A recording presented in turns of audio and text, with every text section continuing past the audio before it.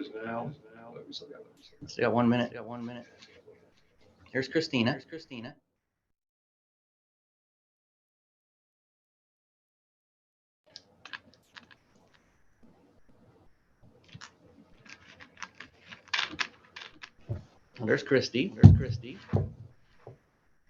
And Crystal. You got the whole gang, sir. All right, it's 3 o'clock, straight up.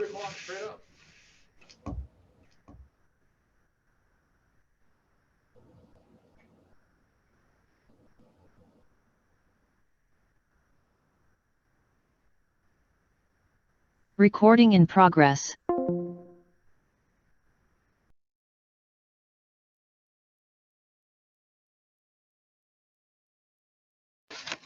All right, now you're on. Good afternoon. My name is Kevin Delaney, and I am the director of the Defense Industrial Base Cybersecurity Program here at DoD-CIO. I will serve as your Master of Ceremonies today, and I welcome everyone for joining. Before we are joined by our DoD leaders, I'm going to lay out the roadmap for this town hall. You will have the opportunity to hear from DoD leadership that regularly interface with the Defense Industrial Base. From now on, I'm going to use the term DIB. This is the first of 3 town hall sessions, which are open to all defense contractors to raise awareness of the DIB-CS activities that can better position your cybersecurity.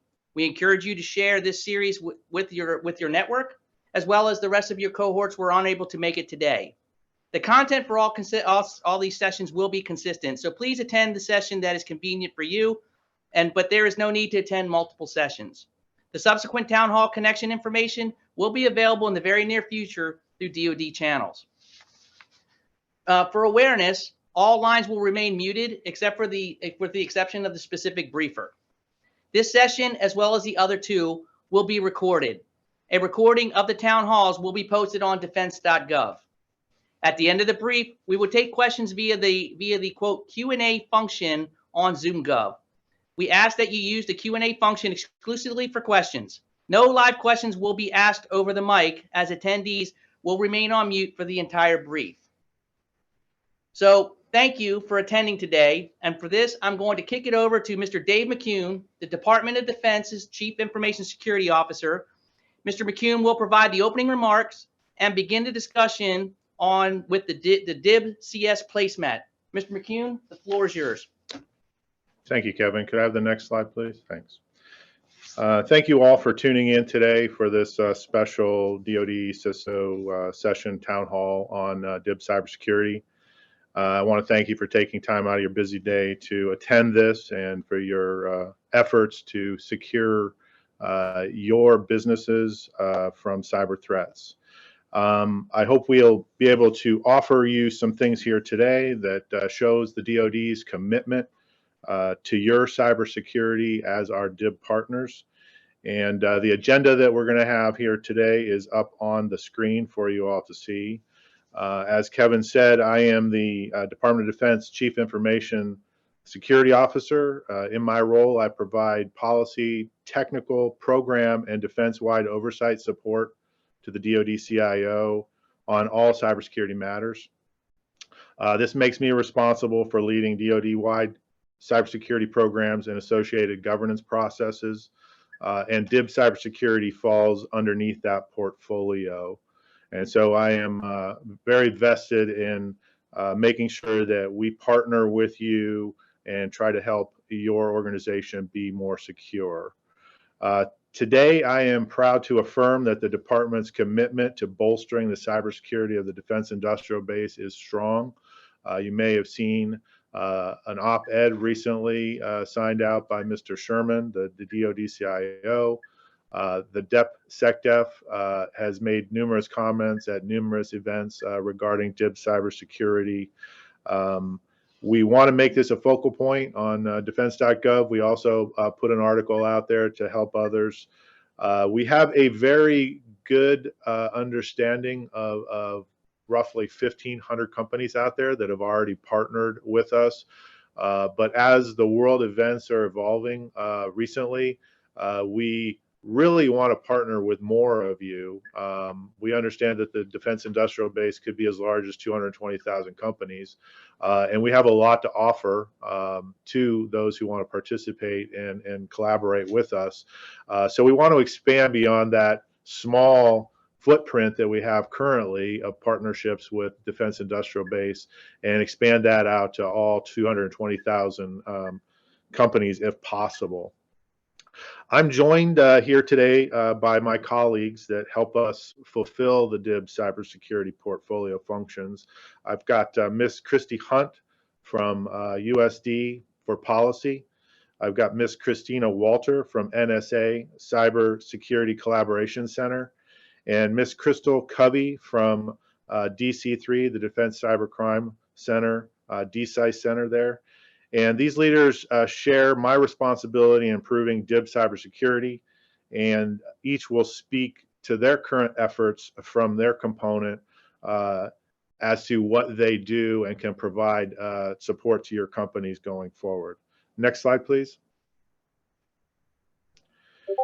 Our primary focus today will be discussing the DIB's, the DoD CIO strategy to protect the DIB. Through the lens of the DIB cybersecurity placemat that we're showing here in this slide. We have 4 lines of effort primarily that we focus on in assisting the DIB partners in cybersecurity. And just at a very high level, you know, working from top left around, first of all, we have cyber threat information and intelligence sharing. Which again, we have a good number of voluntary participants in this, both DC3 and NSA, and at times USDP is working through CISA to share threat intelligence with DIB partners. This has been very productive to date. I think we've thwarted a good number of attacks by this intelligence sharing, and you sharing information about things going on in your network that can be anonymized and shared with others is also very beneficial in this arena. Secondly, moving to incident reporting. Obviously, there's a mandatory reporting clause in DFARS 7012. At the unclassified level, DC3 acts as the clearinghouse for receiving those mandatory reports, and then they kick off damage assessments to see what was taken and the impacts of what was taken on the Department of Defense.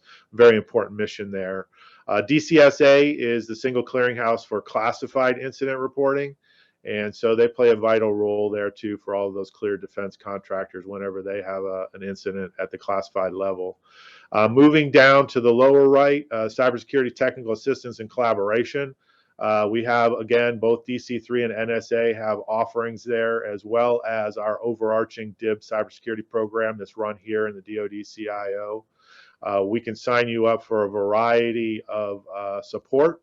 We have tools that the teams are going to talk about when we go around to them. And I think there's some very good capabilities there that you may want to partner with us on. And lastly, in the lower left is the DIB cybersecurity requirements and assessments mechanisms. We have a lot of requirements that we've put out over time. First of all, DCMA through the DIB CAC. You're probably familiar with the DFARS clauses 7019, 7020, which is allowing the DIB CAC to go out and perform NIST 800-171 assessments in DIB partner companies. Many of you have probably gone through assessments there. And then our evolving CMMC, the Cybersecurity Maturity Model certification. We wrote 1.0 and saw that it was a little bit flawed, and we made some modifications, which I'll talk about in a slide coming up. But that sets some minimum set of requirements for you all to establish cybersecurity within your companies. We would love to see you go way beyond what is required by CMMC and 800-171, but those are our minimums. Next slide, please. Okay. So the DoD CIO's DIB CS program has been the department's information sharing program of record since its inception in 2008. The program is a voluntary and confidential partnership between cleared defense contractors and the DoD. Through the construct of the DIBCS program, cyber threat intel is shared bidirectionally between the DoD and industry so that the parties have a near real-time picture of the current threat environment. The program engages directly with C-suite executives and technical personnel across industry and collaborates closely with the federal cyber centers and U.S. government stakeholders. Participation in the DIBCS program provides access to both unclassified and classified cyber threat information, to include a library of threat products produced by DC3 and NSA for DIB consumption, cyber incidents analysis, and indicators of compromise, malware analysis, and more are also included there. DIBnet serves as the information sharing portal for this program. And the splash page also has links for mandatory incident reporting, which we'll discuss further in the cyber incident reporting section. The Undersecretary of Defense for Policy also plays an active role in this focus area, since PPD 21 establishes policy as the sector risk management agency. You will hear more about this from Ms. Hunt later in the brief. If you're not currently participating in the DIBCS program, we recommend that you visit https://dibnet.dod.mil, and you can apply to start participating there. Please note that participation in the program is not contractually mandated by DFARS 7012 or CMMC, but we do highly recommend that eligible companies participate to receive cost-free cyber threat information and intelligence, and access to technical assistance and collaboration events. Next slide. Under incident reporting, we've spent a bit of time here already. Within 72 hours, if you have a major breach, you are supposed to report this to DC3. And again, if you go to the DIBnet portal address in the lower right-hand quadrant there, that's where you can do your reporting. We've had some non-reports in the past. We've had to reach out to companies and say, we think you were affected by this and you should be reporting. So I would really like you all to read this and kind of pay attention as to what the criteria is for that mandatory reporting. And again, if you have a classified incident, we would ask you to go through DCSA to report that. Next slide. Okay, pivoting to the DIB cybersecurity requirements and assessment mechanisms. As we discussed earlier, originally we were standardized on NIST 800-171 requirements. We made that sort of a self-assessment to start out with, and then we layered on the ability for DIBCAC to go out and perform assessments based on this, and they've been doing that for some time. CMMC is a bit of an evolution beyond that. We originally defined some maturity levels and some additional controls, and this whole idea of an independent self-assessment by a third-party assessor coming in versus DIBCAC to perform the assessments, that was a part of the original CMMC 1.0. And I'll talk more about how we changed this in 2.0 on a different slide, but know that we care that you are at least establishing some minimum subset of cybersecurity controls out there. And right now that is defined in 800-171, and we're looking at 800-172 for our most critical unclassified data that some of the higher level partners have. Next slide, please. Okay, the technical assistance, I'm not going to talk too much about this because when we turn to the experts, they're going to deep dive into this, but know that we're available to help with technical assistance, and they'll talk more about the tools going forward. Next slide. And many of you are probably already aware of this, but for those that are not, CMMC 1.0 was listed on the left-hand side. There were a good number of practices and maturity level things added on. There were 5 levels. 2 of the levels didn't really get assessed. They were kind of interim levels. There was no room for waivers or POAMs. You cast the net pretty wide because literally everybody would have to have a 3PAO assessment. Didn't matter whether you had DoD data that was important or not. So we heard the cries, and we went out and we formed a Tiger team, and we looked at how we could streamline this and make it more practical and efficient. And so what we ended up was with a 3-tier structure, where level 1 is foundational, and these are companies that hold federal contracting information only. They don't hold controlled unclassified information or any critical program information. We feel that a large majority of the companies out there fall into this category. Out of a universe of potentially 220,000, we feel like 140,000 companies fall into this category. And as a result, we're not going to spend a whole lot of time assessing those organizations. We want those organizations to make sure that they fulfill 17 practices out of 800-171 and perform a self-assessment. And then they'll have to have a C-suite executive sign off that annually that assessment has been done and upload that into a system so that we know that they've done that self-attestation. At level 2, this is where we start having controlled unclassified information. We thought maybe we could bifurcate this into the types of CUI that were really important to the department and the ones that were not. But in the end, when we did the analysis, it looks like the universe of about 80,000 companies that are going to fall into this bucket here, probably all of them will have to get a level 2 assessment. This will be performed by a third-party assessor through the CMMC accreditation board. They have to be certified. And we decided to get rid of all of the extra things that we had layered on previously in CMMC 1.0 and standardized on NIST 800-171.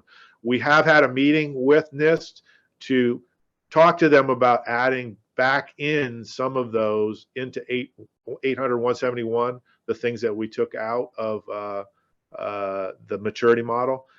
So we've already started those negotiations, and that's the vehicle by which we'll get, we'll standardize. But for now, just know that 800-171 is the law of the land, and it has been for some time. And we're looking to modify it, make it stronger. But please, that's what you should be focusing on. We are also allowing POAMs and waivers, and we've been working on how that is going to be worded. And then at level 3, this is the high importance companies, the companies that have really important CUI and critical data. We estimate there's 500-600 companies here. And this is going to be performed, the assessments are going to be performed by the DIBCAC. And yeah, I think that's pretty much it. Those are the changes that we recommended, and they were approved by the DepSecDef, and we briefed those, and I just want to let you all know.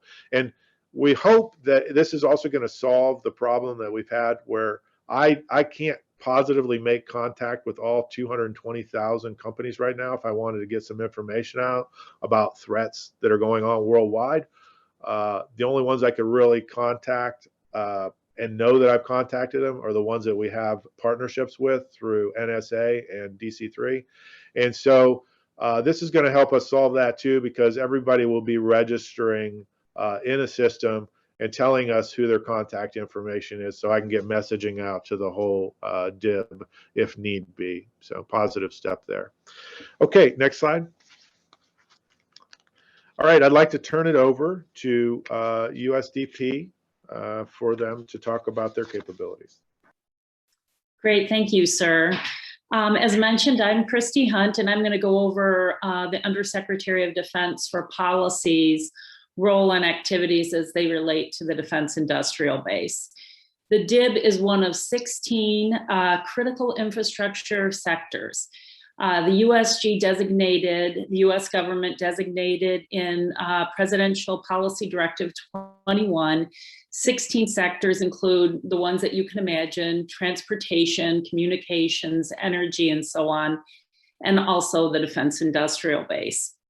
That document spells out the policy for how the federal government will work to build trust with those sectors, how those sectors will work with other sectors, and how the whole effort through public-private partnership will advance a national unity of effort to strengthen and maintain secure, functioning, and resilient critical infrastructure. PPD 21 designates sector risk management agencies because there are cross-cutting areas of interest across the Department of Defense, from acquisition, research and engineering, cyber issues that CIO leads, and intelligence and security issues that USD INS leads. The department designated policy as the convening authority to bring all of those stakeholders together. And of course, each of them owns their own area. CIO, for example, Mr. McCune is the CISO for with regard to the defense industrial base. So our effort is to look at all threats and hazards, to coordinate where it's needed or where it's possible, that whole of department effort. We're charged per PPD 21 with improving information and intelligence sharing with public-private partners. We've worked closely in the past with, we work closely with DHS and also with ODNI on that. We are responsible as a department for managing sector risks using public-private partnership, pursuing critical incident and vulnerability management efforts. As you all are probably well cited, the Defense Contract Management Agency keeps a very close hold on that so that we know when critical programs have been impacted or may be impacted because of a hurricane, fire, cyber incident, and so on. And we serve as the day-to-day interface with public and private partners on PPD 21 related efforts as they look at all threats, as they pertain to all threats and hazards. Our structure is made up of a government coordinating council. Mr. McCune is one of the senior leaders in that council. It's made up of a sector coordinating council.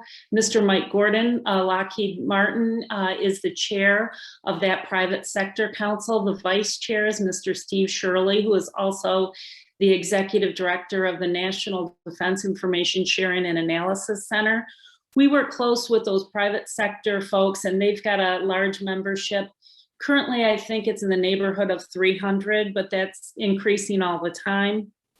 And we work with them on what can we do together from a public-private partnership perspective to improve the security and resilience of the defense industrial base. Of course, on DoD side, we're trying to advance the efforts of numerous stakeholders, including on cybersecurity, Mr. McCune's great efforts and NSA's great efforts to help you all secure the cyberspace with regard to the DIB. The National Defense ISAC, Information Sharing and Analysis Center, that's a DHS term. There are ISACs, or Information Sharing and Analysis Center. I characterize them, and it may not be the right way to do it, as halfway houses, where we share information with them, we being the government, they share information with the private sector. NDISAC is first and foremost probably focused on developing technical solutions to problems that DIB companies have. So they're the Information Sharing and Analysis Center, and they offer defense sector companies, their suppliers and related interests, community and forum for sharing cyber and physical security threats, indicators, best practices, and mitigation strategies. I understand the next in the queue to discuss their roles and activities is the National Security Agency Cyber Collaboration Center. So Ms. Walter, I'm going to turn the mic over to you. Thank you. Thank you, Christy. I appreciate that. As Christy mentioned, I am Christina Walter. I am the Chief of Defense Industrial Base Cybersecurity here within NSA's Cybersecurity Collaboration Center. So the Collaboration Center was actually stood up in 2020 in recognition that NSA has great insight into foreign actors targeting DoD information on DoD networks, national security system, as well as DIV networks. But we can't do that problem alone, and we need to work with industry to fully understand what the actors are doing and then mitigate that. So here at the Collaboration Center, we enter into collaborative relationships with industry partners, specifically the defense industrial base, as well as service providers to the defense industrial base, in order to disrupt adversaries attempting to steal DoD information. So our goal is to share information that helps harden DIV networks before an incident occurs. So we have 4 primary lines of effort that we have entered into with support of DoD CIO. The first one is the bidirectional information sharing. As I mentioned, we only see part of the picture, just like industry only sees part of the picture. You are experts in your networks. We understand what foreign actors are doing, and when we can work together, we can understand more rapidly what's happening and address the issue. So we do that through collaboration channels. We have partnered with the NDISAC to set up a collaboration channel within their platform to get out as much information as we can before an incident occurs. The second aspect of our program is we are really partnering with ISPs, cloud, and cybersecurity providers in order to try to protect the DIV at scale. So can we jointly develop tradecraft signatures, rules for hunting for nation state actors, learning what they're going after, and blocking them to protect DIV companies who are on those provider networks? Thirdly, we develop, share, and tailor mitigation guidance to the DIV. So we publish public cybersecurity advisories on nsa.gov/cybersecurity so that we can get out information about what we see nation state actors doing and targeting both the defense industrial base as well as other sectors. We do that in partnership with our FBI and our CISA colleagues in general.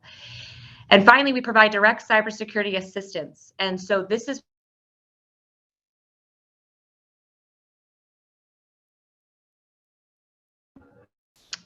It looks like my connection dropped, but I think I'm back. This is where we're trying to get to scale to defend the defense industrial base. So if you go to the next slide, we've identified the threat vectors that we see nation state actors using most frequently to target the defense industrial base. And then we've piloted cybersecurity services in partnership with commercial providers to address those threat vectors. And so piloting them proves that the technology is useful, and then we move to scale to provide it to additional companies. So the first service is the Protective Domain Name Service and Secure Gateway. If you're unfamiliar with DNS, it is how the internet can identify a URL to the IP address, so you don't have to memorize every IP that you're trying to get to. It's frequently hijacked by actors to reroute traffic to malicious sites or download malware. And so Protective DNS leverages a threat feed to block known malicious activity. So we've done this in partnership with Akamai. They won a competitively awarded contract with NSA to provide this service out to DIV companies. To be eligible for their service, you just need to have an active DoD contract and access to controlled DoD information. And then Akamai will provide you this service. NSA also feeds in foreign intelligence insights of nation state actors using tools or techniques in foreign space that we can feed into the service to block it, as well as our big data analysis to identify malicious activity over the entire threat landscape. Something that might look anomalous to one company only looking at their own DNS resolvers, when looking at its scale and running analytics over, we could identify as malicious.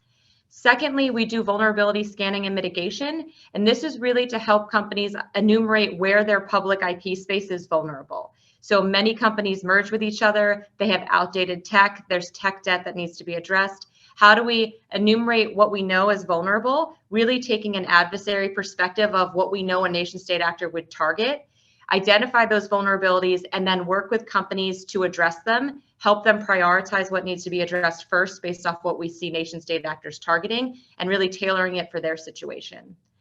And the last one is the threat intelligence collaboration. This is giving companies access to NSA tailored cybersecurity products. I mentioned we publish cybersecurity advisories. We can issue tailored mitigation guidance and best practices. And so this is essentially just sharing that out with companies and giving them a place where they can ask us questions or get additional detail if they are confused on kind of the technical details of the environment.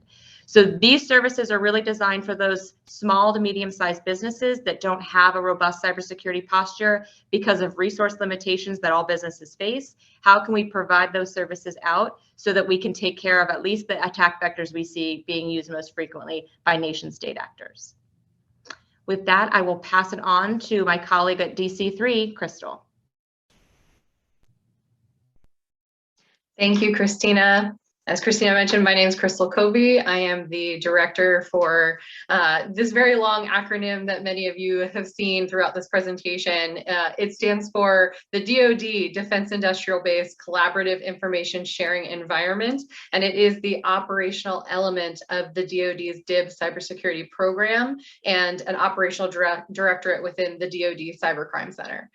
And so I am thrilled to be here with you today to talk through the DICE and the products and services that we offer. But very first, I really want to address a comment that I've seen both on social media and in the Q&A, asking about whether or not the DIB CS program is only open to cleared defense contractors.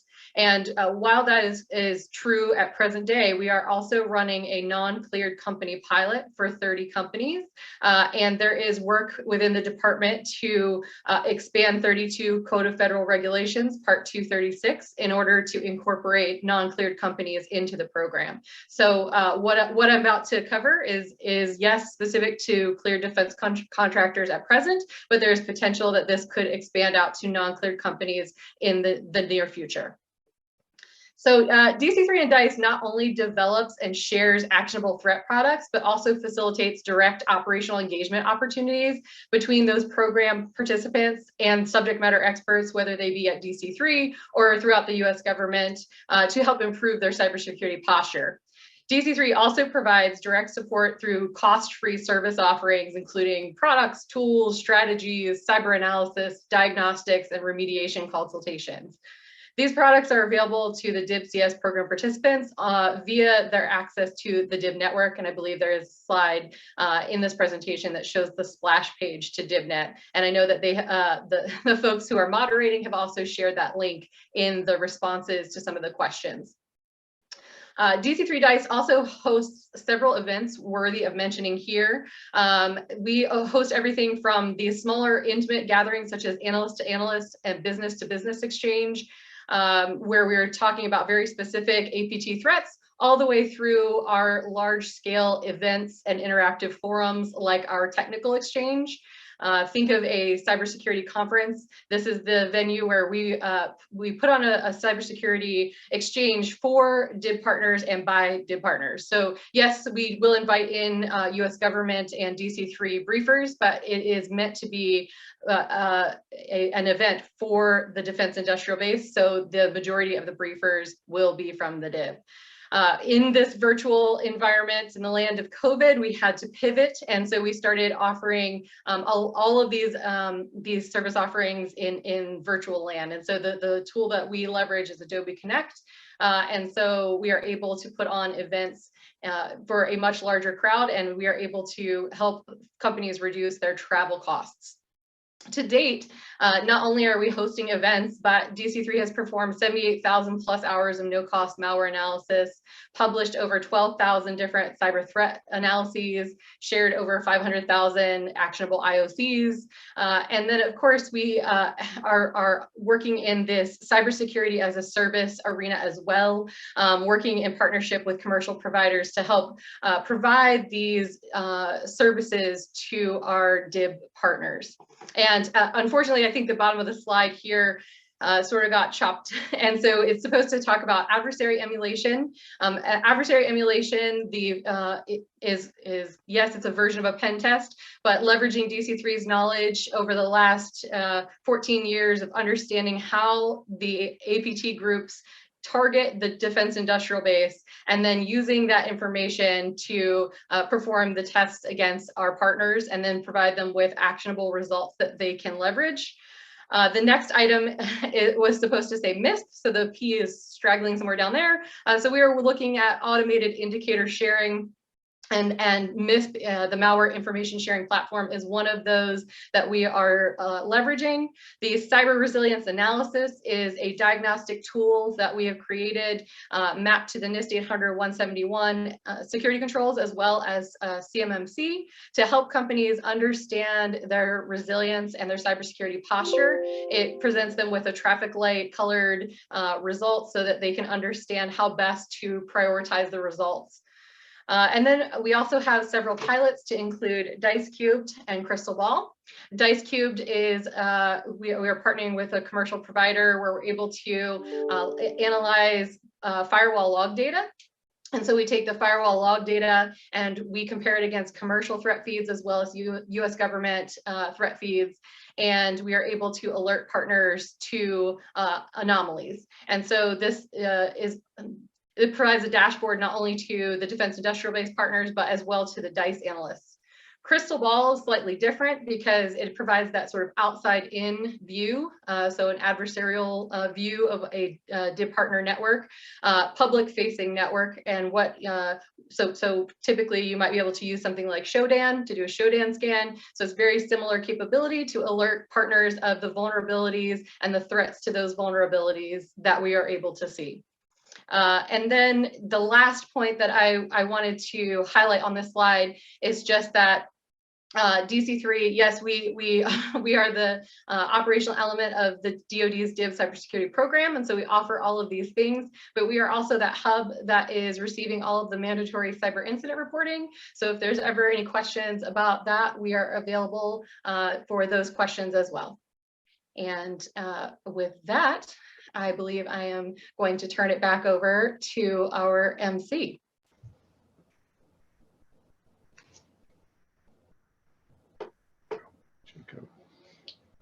Thank you. Hey, so we're going to start with the Q&A portion. I'm going to introduce Ms. Shauna Kistner, who's our behind the scenes MC, and she's going to walk us through the questions. And go ahead, Shauna.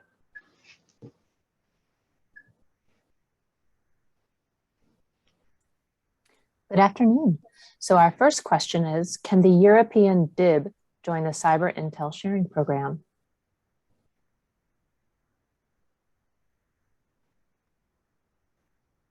Crystal, do you want to take that question? So the European DIB, it would need to be a coordinated effort with an American company, and so it would be done through the DIB CS program office. There is a certain amendments that we could leverage, but to be blunt, the answer is no. If it was outright European company, no. But there are some potential avenues. Thank you. I want to give Christina a chance to answer this too. It looked like maybe she wanted to provide something. Thanks, Dave. Yes. So, from our perspective, if you have an active DoD contract globally, recognizing that the DIB is global in nature, we can enroll you in at least our service offering to give you access to the threat intelligence reporting.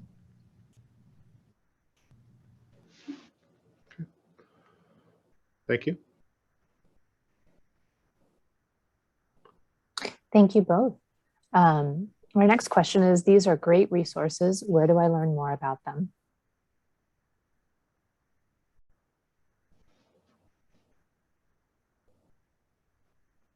So there's a variety of ways to hear more. The slide deck that we have here has linkage to DC3 resources.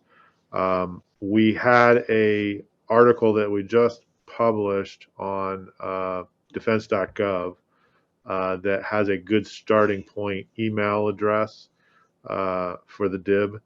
If you send a request there, that can get your journey started, and they can facilitate connections to DC3 and to NSA and potentially even policy.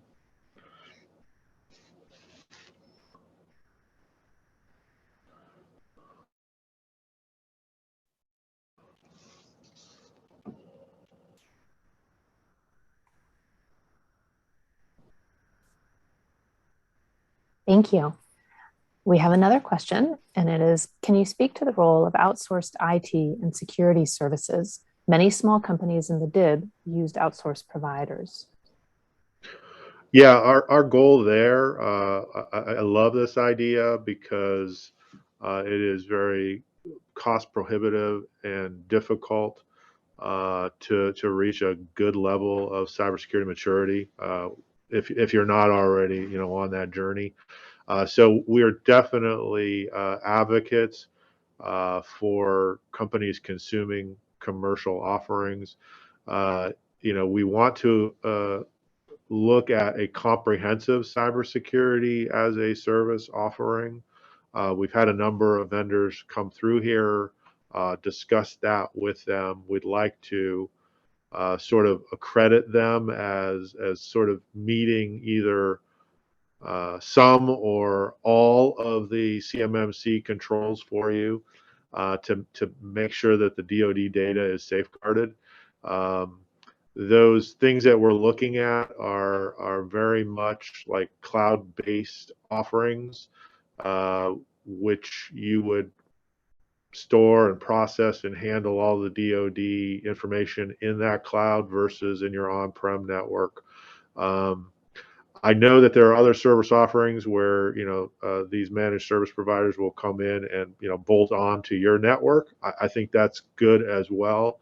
But for me personally to reach the highest number of people, I think it's a better thing if there's a cybersecurity as a service comprehensive offering in the cloud where all that data can be stored and protected by somebody who really knows what they're doing versus you know, people who are just starting their journey in cybersecurity. Over.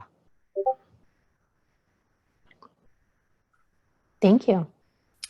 Next question from our audience is, I understand that a clearance is required to join the DIB cybersecurity program. However, for contractors with only unclassified work, is there a plan to remove this requirement or provide similar capabilities for the non-cleared DIB? Crystal, do you want to take that? Sure, Kevin. Yeah, so this is what I was alluding to in the beginning of my remarks. So the department is making strides trying to incorporate non-cleared companies into the DIB CS program. So we are running a non-cleared company pilot with 30 companies, and the department is making great strides in trying to get 32 Code of Federal Regulations Part 236 updated so that non-cleared companies will be eligible to join the program. So more to follow.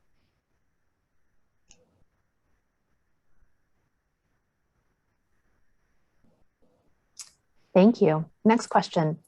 A lot of the audience is asking, could you describe some immediate steps that contractors can take to improve the security on their networks? Yeah, again, I will point you to the recent article that we did on defense.gov. On there are 10 things that we're recommending. So I'll run through what I can recall from memory.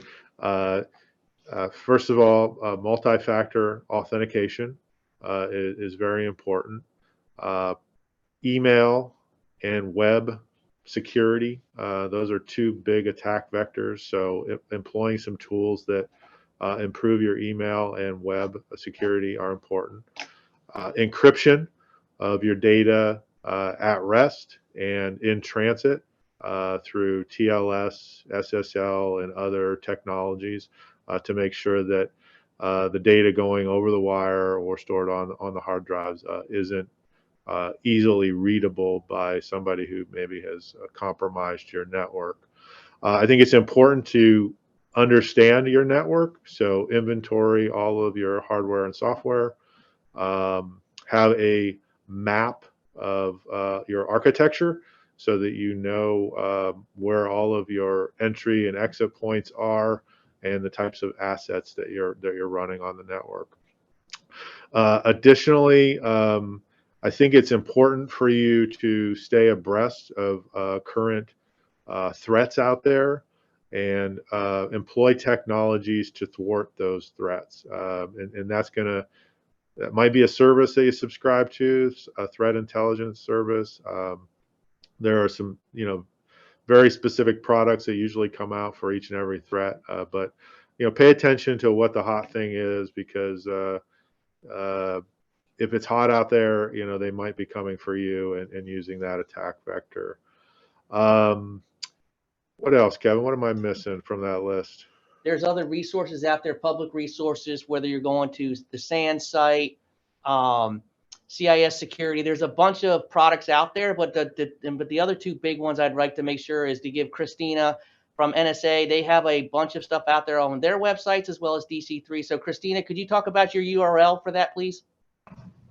Absolutely, Kevin. So I mentioned earlier, nsa.gov/cybersecurity has all of our public cybersecurity advisories. We have one referencing the top 10 mitigations to take, how to secure a teleworking workforce, specific techniques we see nation state actors using. So that would be a great resource to visit, nsa.gov/cybersecurity.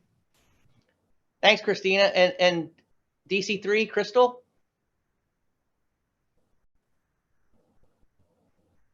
Hey, Kevin. Yeah, and again, I would point folks to the DibNet splash page, which has been shared as part of the answers. It is https://dibnet.dod.mil.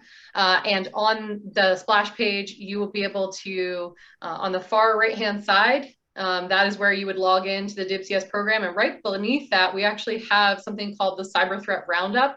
And so that's our cyber news product that we make available to everyone. And it is curated cyber news that is relevant to the defense industrial base.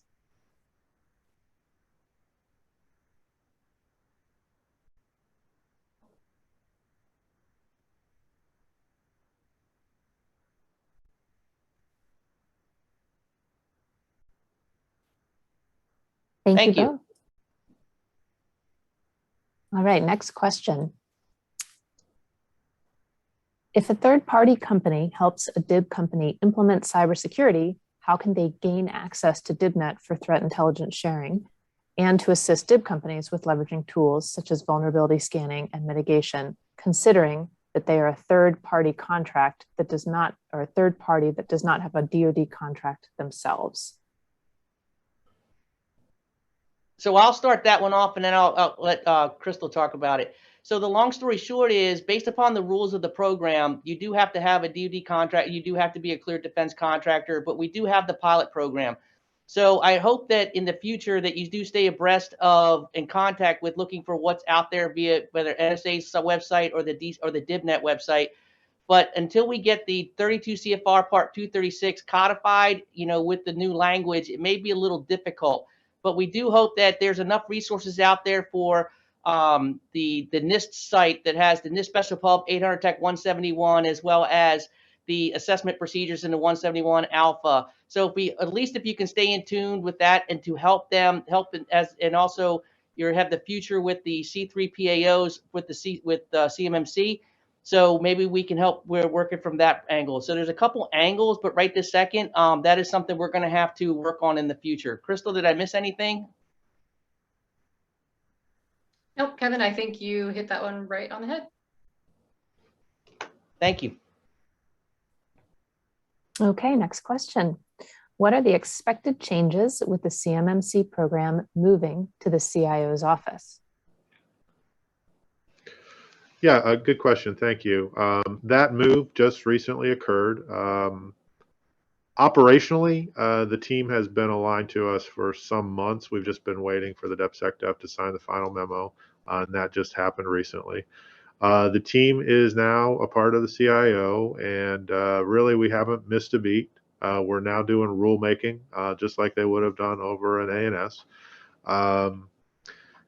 We expect that the rulemaking will be done and everything in place, within the next 24 months, so that CMMC 2.0 will be in all the contract vehicles out there. I think people are asking, why did this move occur, and how does this impact what ANS does in the cybersecurity realm? ANS still has a good number of cybersecurity professionals over there. The strategic cybersecurity program remains in ANS. Supply chain risk management as a whole resides over there. I think it makes sense to move them under us in that, you know, our job here is to safeguard DoD information, and that information could be resident on DoD networks, or it could be resident on DIB partner networks. And so I think it's a good fit. Really, behind the scenes, if you were watching here in the building over the last 2 years, how this is all rolled out, ANS was in the supported role, and we were supporting them. And the only change here is now that we're in the supported role and they're supporting us. But you know, we're good partners. It's not a huge change for any of us here, really.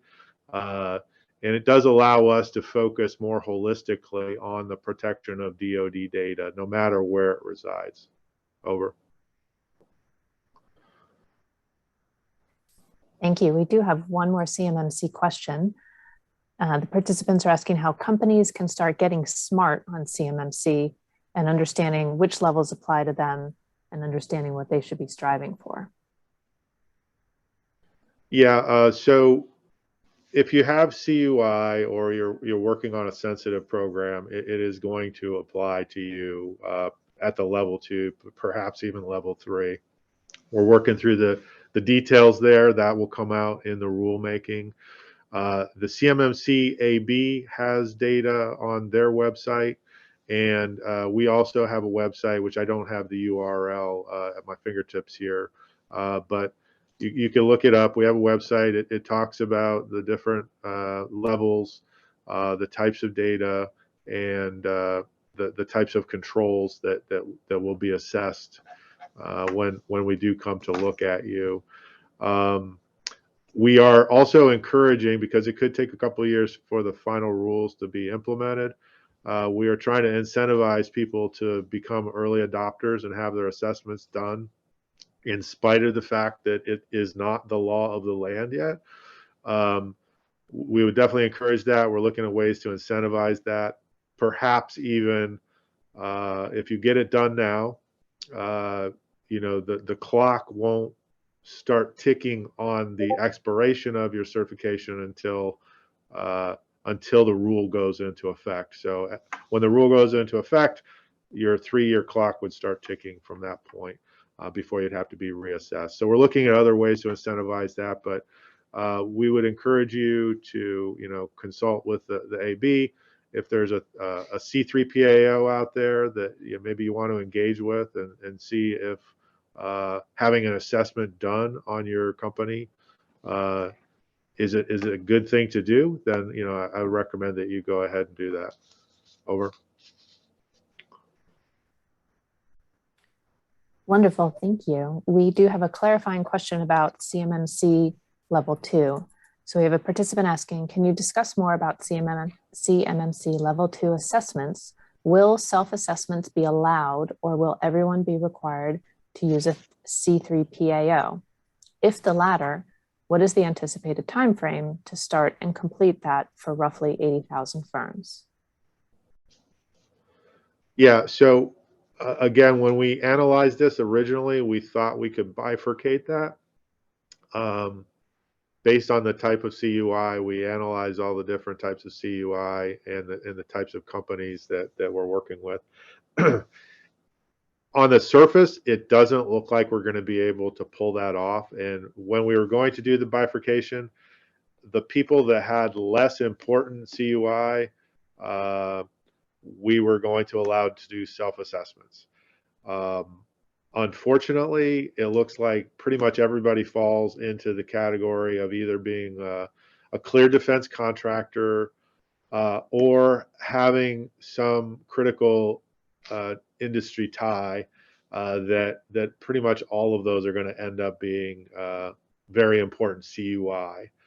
We're leaving a provision if some CUI can be identified that really isn't that important, but on the surface, just from, you know, our analysis so far, it looks like all are going to require the level 2 assessment. As far as the timing, we'll work with the AB on this to ramp up the assessment ecosystem. And that's why I was also encouraging folks to go early to avoid the Christmas rush. And I think, too, we want to phase this in over perhaps a longer period of time than 3 years. We haven't nailed that down yet. That's also part of the rulemaking and negotiating with the AB what we think the capacity is going to be to get through that group of 80,000 companies out there. Over.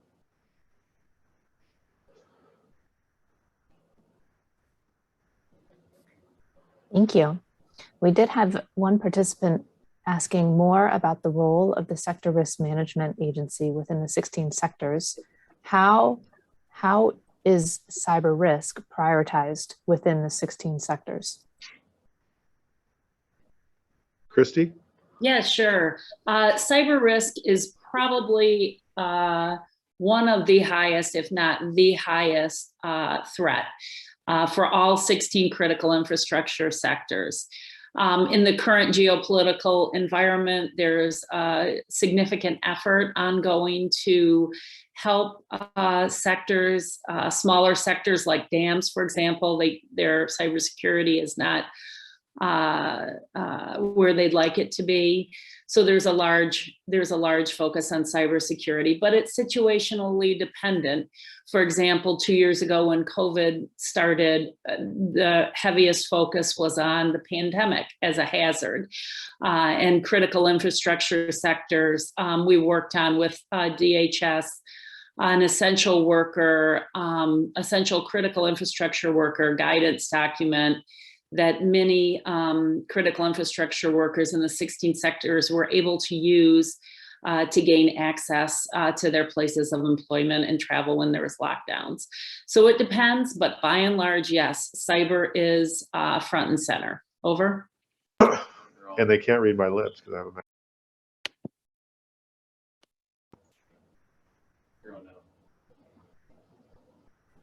Thank you. And our final question for this afternoon is, do you have any additional information on training employees for identifying, marking, and handling CUI? I think we should turn that over to DC3 potentially. I know that maybe not, maybe it's an INS question. What do you think? I think it is an INS question. Hey, Crystal, isn't there training available through DC3 that may cover that, or do we have to look at other locations? Over. Yeah, unfortunately not. That would be a DCSA, Defense Counterintelligence and Security Agency under INS. And I know that I think it's their CDSE schoolhouse that offers the CUI training. But, you know, to whoever asked the question, this is a very important piece. I mean, in order for us to know that we have to protect a certain type of data, we've got to appropriately label it and identify it. So it has been discussed a great deal, and I know INS has a keen interest in getting some guidance out so that we can all benefit from that. It's not just you DIB partners, you know, internally. We want to know as well and be able to label things and protect it appropriately. Over.